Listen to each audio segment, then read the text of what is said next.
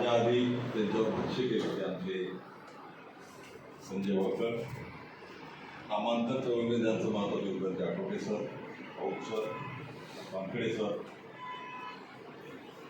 दलित कविता किंवा आंबेडकरी कवितेमध्ये त्यांचं अतिशय महत्त्वाचं योगदान आहे असे आमचे अनिलदादा कांबळे, मोहन शिरसाट, मधुराणी बनसोडवाडा, आमचे चांगले समीक्षक महेंद्र ताजले सर, भाऊ भोजने, आमच्या गावचे माजी सरपंच मुद्दाम या कार्यक्रमाला यशस्वी आंबोरे आणि सर्व कंपनी मित्र, 20व्या विद्रोही साहित्य संमेलनाचे अध्यक्ष आमचे मित्र आहेत, याचा मला सगळ्यात मोठा अभिमान आहे. लोकनाथनी जे तुम्हाला सांगितलं हे सर्व सत्य आहे, परंतु लोकनाथ ज्या साध्या भाषेत बोलतात किंवा बोलतो ते तेवढं साधन आहे. अतिशय डोळसपणे जगाकडे पाहणं आणि स्वतःला डिकास्ट करणं. लोकनाथ यशवंत हा कोणत्याही जाती धर्माच्या बंधनात न बसणारा माणूस. लोकनाथच्या घरी जर आपण गेलो, तुम्हाला त्यांच्या पुस्तकाच्या कव्हरसोबत जो फोटो दिसतो तो आईन्स्टाईनचा फोटो दिसतो. म्हणजे व्हिजन जे आहे हे वैज्ञानिक दृष्टिकोनाचं आहे, चिंतन जे आहे ते बुद्धाचं आहे, क्रांतीची भाषा बाबासाहेब आंबेडकरांची आहे आणि त्यांच्या भाषेत येणारा माणूस हा सर्वसामान्य माणूस. त्यामुळं त्यांनी सांगितल्याप्रमाणे महाराष्ट्रामधलं असं एकही विद्यापीठ नाही की ज्या विद्यापीठामध्ये लोकनाथ यशवंतची कविता अभ्यासक्रमात नाही. मी ज्या विद्यापीठात होतो, बाबासाहेब आंबेडकर मराठवाडा विद्यापीठात, त्या माझ्या विद्यापीठात मी हेड असताना इंग्रजीमध्ये एक PhD त्यांच्या कवितेवर आवडतात. त्यांच्या कवितेवर सध्याच्या काळामध्ये एक मुलगी त्यांच्या डाऊन ट्रॉडन नावाचा जो इंग्रजीमधला कविता संग्रह त्याचं प्रकाशन माझ्या हस्ते झालं नागपूरला. त्या कविता संग्रहावर सध्या तिचं PhD चालू आहे. कालच त्यांच्याकडून मी ते पुस्तक घेतलं.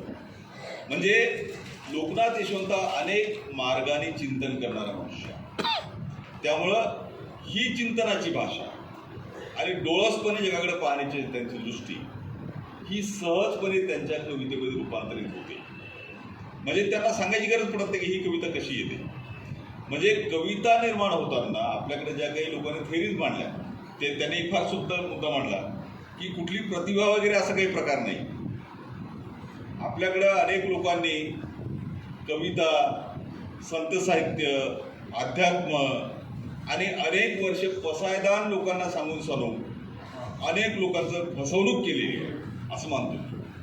कारण जर खरोखर त्या सगळ्या साहित्यामध्ये ज्याचा गुणगौरव त्यांनी केला, ज्या देवाचं अध्यात्म त्यांनी पुन्हा पुन्हा सांगितलं, जर ते खरोखर असतं तर जगामध्ये कोणताही प्रश्न शिल्लक राहिला असतं का?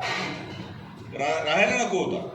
परंतु हे सगळं असताना सुद्धा आम्ही त्याची वारंवार तारीफ करतो.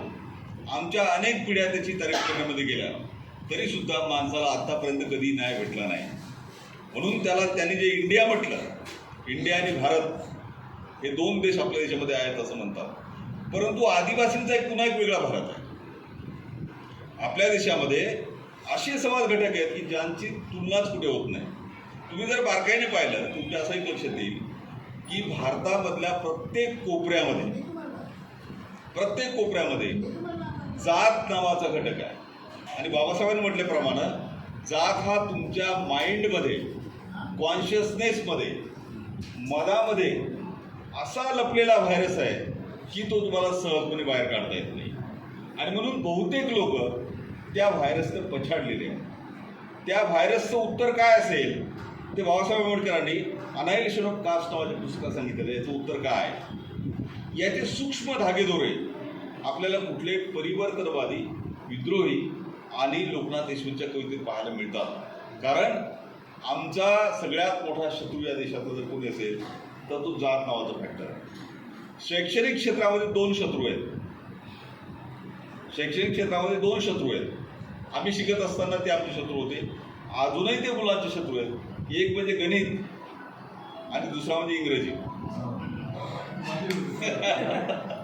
या दोन शत्रूंनी आपल्या देशामध्ये मुलांचं इतकं नुकसान केलं की त्यांच्यामध्ये गुणवत्ता आहे त्यांच्यामध्ये चांगली चित्रकला आहे, त्यांच्यामध्ये चांगली भाषा आहे, त्यांच्यामध्ये चांगली कबड्डी आहे, त्यांच्यामध्ये खेळ आहे, त्यांच्यामध्ये म्युझिकचा कान आहे, त्यांच्यात चांगला घसा आहे.